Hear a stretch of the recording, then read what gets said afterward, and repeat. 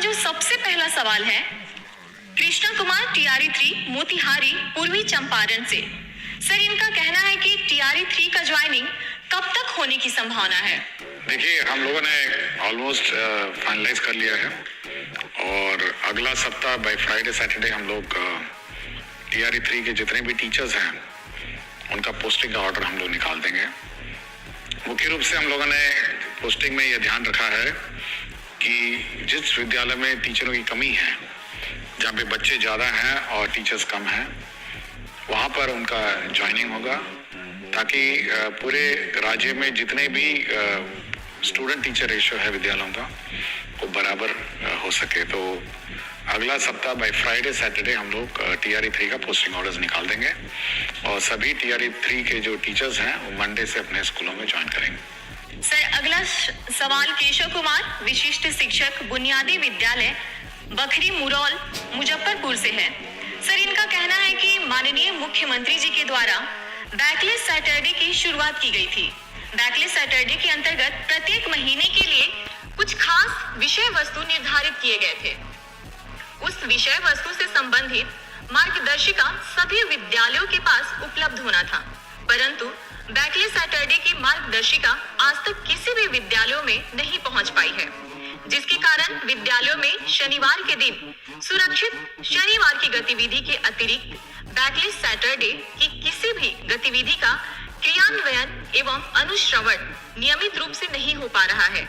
इसके बारे में आप कुछ कहना चाहेंगे सर? देखिए, बैकलेस सैटरडे 2000 इसका उद्घाटन हुआ था और उस वक्त गाइडलाइंस इशू हुई थी और वेबसाइट में, जो एससीईआरटी के वेबसाइट में इसकी कॉपी रखी गई थी। लेकिन इसके इतने साल बाद फिर हम लोग अब इसको फिर से इसका अपडेशन कर रहे हैं, क्योंकि सैटरडे में हम लोगों ने बैकलेस सैटरडे के अतिरिक्त बहुत सारे एक्टिविटीज और भी नए जोड़े हैं, जैसे स्किल ट्रेनिंग है और अन्य जो स्पोर्ट्स है और अन्य बहुत सारी गतिविधियां हैं जो हम लोगों ने सैटरडे में जो रेगुलर पढ़ाई के अतिरिक्त जो किए जाने हैं बच्चों को, वो सारे कार्य हम लोगों ने सैटरडे को रखे हैं।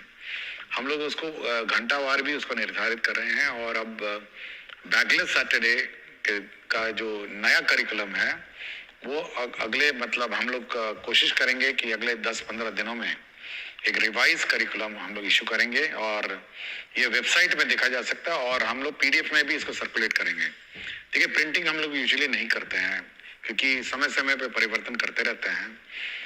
हम चाहते हैं कि ज़्यादा कागज़ का बर्बादी ना हो, इसलिए वेबसाइट पे इस गाइडलाइंस को आप देख सकते हैं। 10-15 दिन बाद इसको बैकलेस सैटरडे 2025 गाइडलाइंस के रूप में इसको निर्धारित किया जाएगा। सर, एक धीरज कुमार शिक्षक यूएमएस सिलौट भभुआ से है।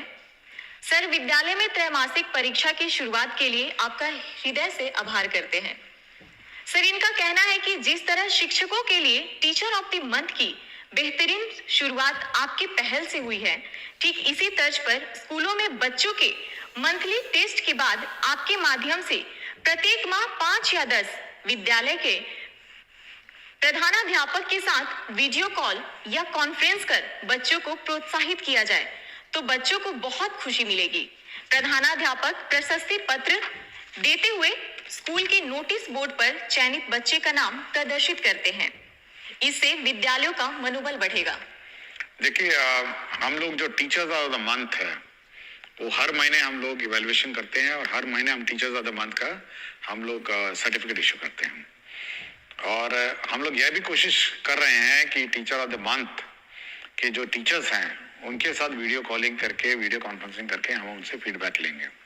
हम लोग ये व्यवस्था शुरू करने वाले हैं और जहाँ तक स्टूडेंट्स की बात है, हमारी ये उम्मीद है और आशा है कि जो स्टूडेंट्स हैं उनका जो परीक्षा का रिजल्ट है या परीक्षा में जो मार्क्स आता है और उनके जो स्कूल में उनका टर्नआउट है, यूनिफॉर्म है, डिसिप्लिन है, उसके आधार पर स्टूडेंट ऑफ द वीक वो अपने नोटिस बोर्ड में डिस्प्ले करें। ये हम लोग चाहते हैं और ये अच्छा सुझाव है। हम लोग इस संबंध में गाइडलाइन जारी करेंगे कि student of the week display करेंगे और उस बच्चे को उस सप्ताह के लिए बैच भी उपलब्ध कराएंगे स्टूडेंट ऑफ द वीक। और ये सुझाव के आधार पर हम लोग अब आगे की कार्रवाई करेंगे और मैं इनको धन्यवाद देता हूं कि स्टूडेंट के संबंध में इन्होंने जो सुझाव दिया। सर, अगला सवाल कुमारी निधि नया प्राथमिक विद्यालय सुहागी किशनगंज से है। इनका कहना है कि मेरे विद्यालय में बाउंड्री नहीं है, जिस कारण आवारा पशुओं का डर बना रहता है। सर, विद्यालयों में बाउंड्री बनाने के लिए विभाग कुछ सोच रहा है क्या? देखिए, हमने 2 दिन पहले गाइडलाइंस हम लोगों ने इशू की है, जिसमें सभी हेडमास्टर से हम लोगों ने मांगा है कि आपको विद्यालय में क्या चाहिए। उसमें हम लोगों ने बाउंड्री की लंबाई कितनी टूटी हुई है, कितना ऊंचा करना है और कितना बाउंड्री बनाना है, यह भी मांगा है। और हम लोग मई महीने में इस पूरे राज्य में जितने भी स्कूल्स हैं उनके बाउंड्री का सैंक्शन कर देंगे, उसके एडिशनल क्लासरूम का सैंक्शन कर देंगे, टॉयलेट्स का कर देंगे और इसके लेबोरेटरीज, लाइब्रेरी जो भी बिल्डिंग है वो सब कर देंगे। और साथ ही साथ हम लोग ने फर्नीचर का शॉर्टेज है उसको भी हम लोग पूरा कर देंगे। तो ये सारा सैंक्शनिंग जो है, जो सैंक्शनिंग जो स्वीकृति है, वो हम लोगों ने टारगेट किया मई फर्स्ट वीक में। उसके बाद इसकी आपूर्ति की प्रक्रिया जून, जुलाई, अगस्त तक ये हम लोग का लक्ष्य है कि जुलाई से पहले ये कम से कम सारी चीजें बन जाए। सर, एक आशीष कुमार गौतम जी हैं, विद्यालय अध्यापक उच्च माध्यमिक विद्यालय माधोपुर मनेर पटना से। सर, ये कहते हैं कि बिहार बोर्ड 10वीं और 12वीं का परिणाम देश भर में सबसे पहले जारी कर एक कीर्तिमान बनाता है, लेकिन 10वीं के रिजल्ट के 1 महीने बाद 11वीं में प्रवेश प्रक्रिया शुरू किया जाता है, जो लगभग जुलाई तक चलता है, जिस कारण बच्चे काफी समय विद्यालय से दूर रहते हैं।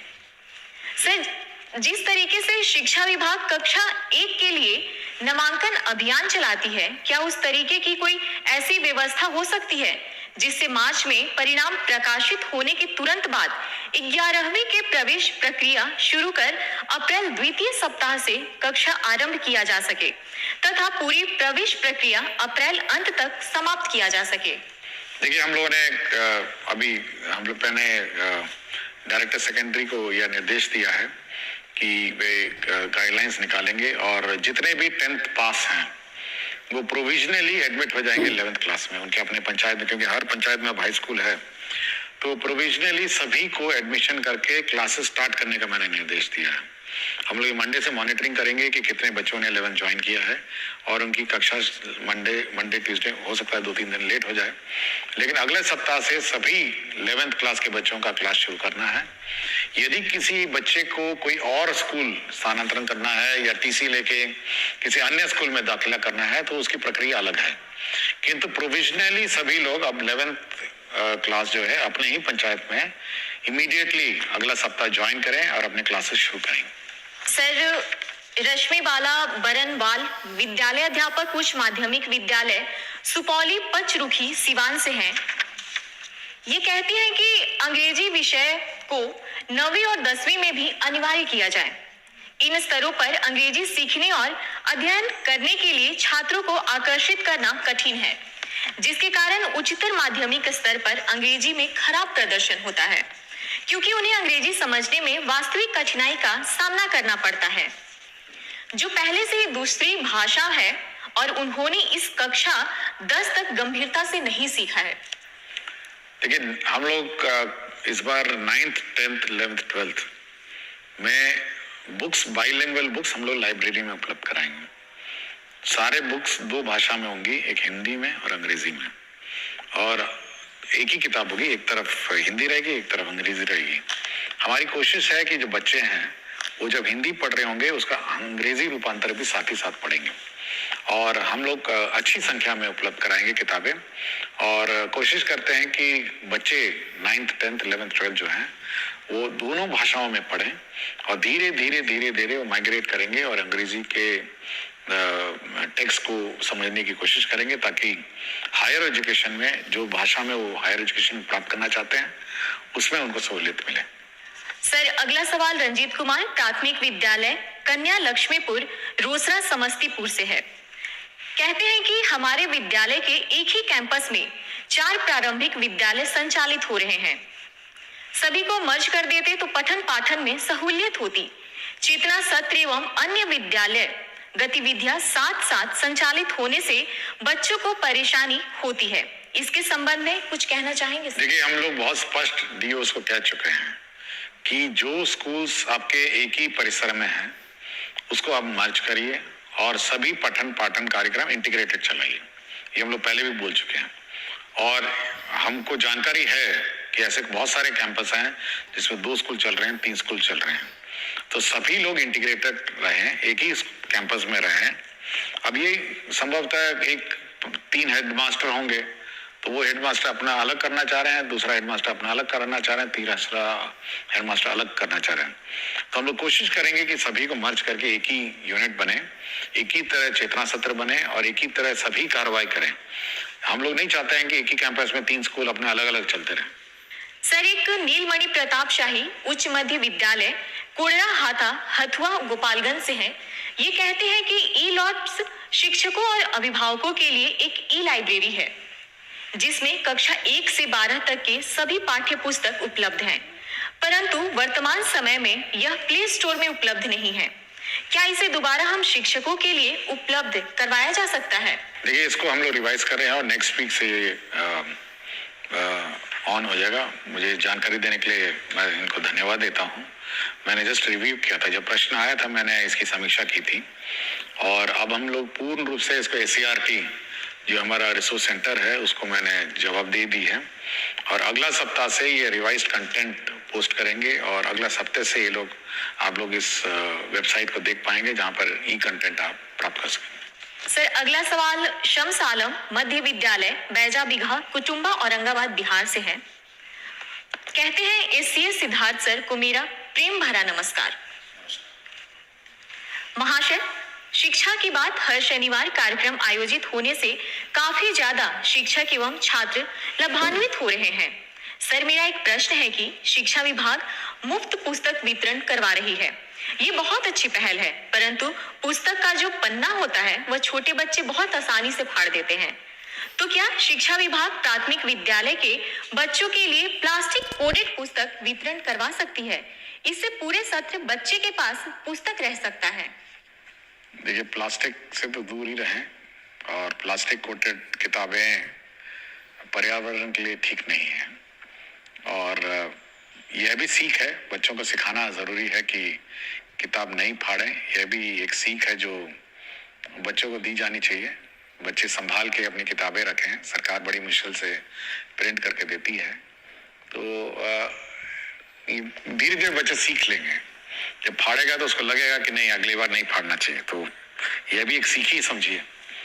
तो प्लास्टिक कोटेड किताबें, मेरा विचार है कि एक तो महंगी बहुत है, पेपर भी बहुत महंगा है और पर्यावरण के दृष्टिकोण से और एनवायरनमेंट दृष्टिकोण से प्लास्टिक कोटेड किताबों से थोड़ा हम लोग को बचना चाहिए। हम लोग एनवायरनमेंट फ्रेंडली और एनवायरनमेंट कंपैटिबल किताबें देते हैं और धीरे धीरे सीख जाएंगे।